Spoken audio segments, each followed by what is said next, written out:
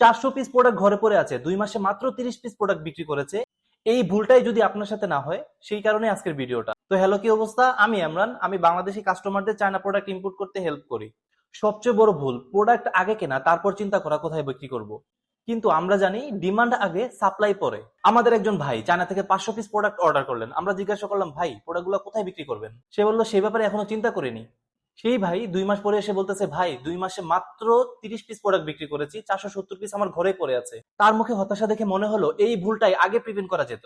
আমরা মূলত market place research করি কয়েকটা মেথড ফলো করে। ফেসবুক মার্কেট প্লেসে কোন প্রোডাক্টটা সবচেয়ে বেশি চলতেছে, কোন প্রোডাক্টের কমেন্ট বেশি পড়তেছে, দারাজের সেলার লিস্টে কারা কারা আছে এবং সেই সেলাররা কোন কোন প্রোডাক্ট গুলো বিক্রি করতেছে, ইনস্টাগ্রামে বাংলাদেশি রিসেলাররা কোন প্রোডাক্টটা বেশি বিক্রি করতেছে এবং কোন প্রোডাক্টটা ট্রেন্ডে আছে, গুগল ট্রেন্ডস বাংলাদেশে বর্তমানে কোন প্রোডাক্টটা ট্রেন্ডে আছে।